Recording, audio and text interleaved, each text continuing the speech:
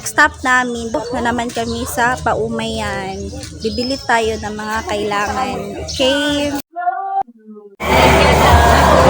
Samahan niyo ako bumili ng mangga. 100 na daw ang kilo ngayon. Okay na to. Sa adak.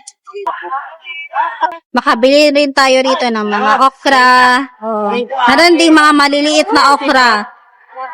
Ito yung mga sayote. Ang isang tumpok nito, ito ay nagkakahalaga ng 25 pesos. At saka rito naman ay tag 40 pesos. At saka yung mga malalaki naman ay tag 20 ang piraso.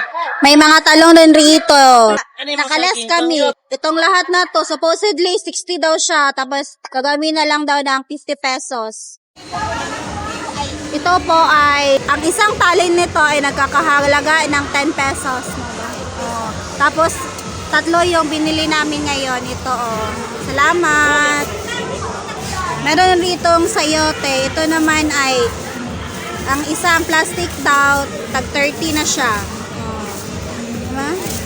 Ilan na ba lahat? 55 lima. plus 30. Oh, 5 na siya, 5. 45 also play.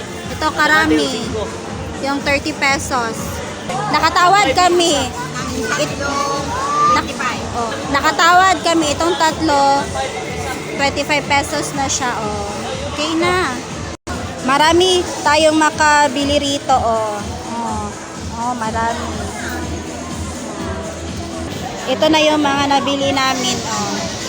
Meron din rito nagtitinda ng mga gusto, kung gusto ninyo. Bumili rin kami ng gusto. May saba rin rito. Bumili naman kami ng saba para sa anak namin.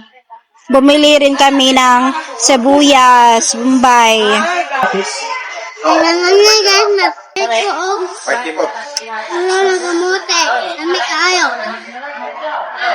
Bumili rin kami ng espada at saka kamatis. Yan, oh.